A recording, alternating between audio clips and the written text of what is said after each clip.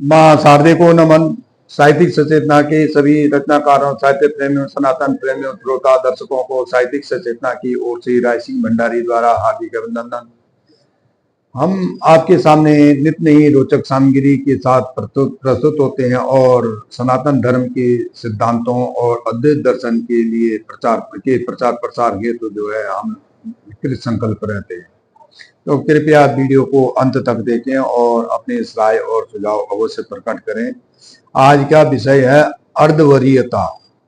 सनातन धर्म में वर्णित 5 वरीयता होती हैं, जिसमें अवरीयता, अल्पवरीयता, अर्धवरीयता, अधिवरीयता और पूर्णवरीयता के अनुसार ये होते हैं, जिसमें कि इन वरीयताओं के कारण सनातन धर्म में वर्णित 5 जो जन्य हैं, 5 जन्य जिनको कहते हैं निषाद, शूद्र, वैश्य, क्षत्रिय और ब्राह्मण, इनके वर्ण पे भी इन पे निर्भर करते हैं।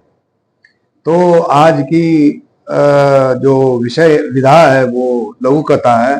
तो वरीयता के, अर्धवरीयता के आधार पर एक छोटी सी लघु कथा है, कृपया उसको अवश्य देखें और सुनें। एक बार एक वैश्य थे जो किसी गुरु के शिष्य थे। गुरु के मार्गदर्शन से उनके पास काफी संपत्ति भी हो गई थी, काफी व्यवसाय उनका चल गया था और उनके पास ईश्वर की दया से कोई कमी नहीं थी। नौकर चाकर, बंगला, कोठी और सारे कार, बहुत सारी संपत्ति थी। लेकिन फिर भी वो जो है अशांत रहते थे, हमेशा चिंतित रहते थे। उनके उनके मन में कुछ रहता था कि अभी कुछ अधूरा है, सब कुछ पूरा नहीं हुआ, कुछ अधूरा है। ये चलते चलते वो काफी परेशान रहते थे। तो इस बात को जब एक बार जो है उनके गुरुजी वो उनसे मिलने आए, अपने शिष्य के हालचाल पूछने आए, तो शिष्य को बड़ा चिंतित देखा। तो उसने कहा, गुरुजी ने कहा कि भाई क्या बात है पुत्र, अभी ऐसे क्यों परेशान हो तुम, क्यों चिंतित हो? कह रहे क्या कहूँ गुरुजी, मुझे समझ में नहीं आता है कि मैं क्यों चिंतित हूँ। मैं हमेशा परेशान रहता हूँ और मुझे ऐसा लगता है कि कुछ न कुछ कम अधूरा है। रात को नींद नहीं आती, खाना सही ढंग से नहीं खा पाता हूँ और सोता हूँ तो आराम से नहीं सो पाता हूँ। तो गुरुजी ने कहा ठीक है, आप जो है इसके लिए जो है मेरे पास मेरी कुटिया में आ जाना एक दिन, उसका समाधान वही होगा। तो दूसरे दिन जो है वैश्य जो है वहाँ बनिए जी वहाँ पहुँच गए, कुटिया में पहुँच गए, उनके गुरुजी के आश्रम में पहुँच गए। गुरुजी ने उनको खाना पीना खिलाया और उनको कहा भाई तो अब ऐसा कर, तो अंदर जा करके तीन गेंद हैं वहां पे, एक मिट्टी की, एक चीनी मिट्टी की, एक कांच की और तीसरी रबड़ की।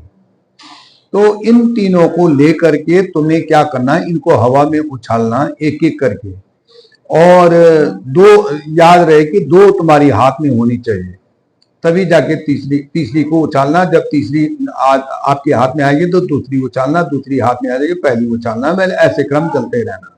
कह रहे ठीक है जी गुरुजी, मेरा समाधान। कह रहा समाधान बाद में ढूंढ लेंगे, पहले इसको तो करो थोड़ी। उसके बाद उन्होंने वही गुरुजी के निर्देशानुसार वो काम करते रहे। चलता रहा, कभी एक बॉल, कभी एक गेंद, कभी दूसरी गेंद, कभी ऐसे करके अंत में जो है कुछ समय बाद जो है वो थकने लगे कि अब जब थके तो वो समय चीनी मिट्टी की गेंद उनके हाथ में थी। जब थकते तो चीनी मिट्टी की गेंद गिर जाती, तो उन्होंने बड़ी मुश्किल से उसको संभाला। फिर तब तक कांच की गेंद उनके हाथ में आने लगी। तो कांच की गेंद के बाद उन्होंने रबड़ की गेंद को नीचे गिरा दिया। उन्होंने कहा इसका कुछ नहीं होना, ये टूटना फूटना नहीं है। वो नीचे गिर गए, दोनों हाथ में रह गए। कह रहे ठीक है अब पुत्र यहाँ रख दो इसको। अब तुमने रबड़ की गेंद क्यों गिराई और कांच की और उसकी चीनी मिट्टी की क्यों नहीं गिराया? कह रहा गुरुजी ये दोनों महंगी भी थी और टूट भी सकती थी, लेकिन रबड़ की गेंद जो है नहीं टूट सकती थी। इसीलिए तब गुरुजी ने कहा यही तुम्हारा समाधान है, यही तुम्हारे प्रश्न का उत्तर है, क्योंकि जो ये चीनी मिट्टी की गेंद है वो तुम्हारा परिवार और तुम्हारा अपना जीवन है, और कांच का जो वो गेंद है वह तुम्हारा जो है पद है, नौकरी है या व्यवसाय है, व्यापार है। और तीसरी जो रबड़ की गेंद है वह तुम्हारा ऐश्वर्य विलासिता है, कोठी कार बंगला जो भी है वो आपका वो रबड़ की गेंद है। आपने जब रबड़ की गेंद को नीचे उछाला तो उसकी कीमत भी कम थी और उसके उसके बिना तुम्हारा काम चल सकता है। लेकिन जो आपकी वो चीनी मिट्टी की गेंद थी वह टूट कर बिखर जाती तो सब कुछ समाप्त हो जाता। वो तुम्हारा परिवार है, तुम्हारा अपना जीवन है, उसको संभाल के रखो। जब तुम्हारे पास जीवन है, पहले वरीयता सबसे पहले आप उसको अपने परिवार को, अपने जीवन को दो, दूसरी वरीयता अपने व्यवसाय को दो, और तीसरा में अगर नहीं होता तो अर्धवरीयता में आ जाता आपका रबड़ जो आपका विलासिता वाली जो वैभव वाली चीजें वस्तुएं।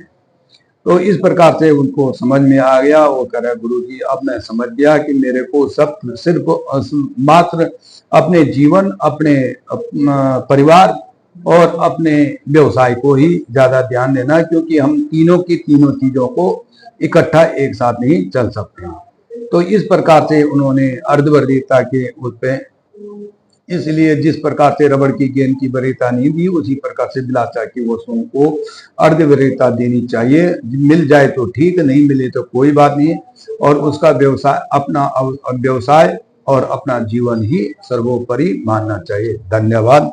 राय सिंह भंडारी, गुड़गांव।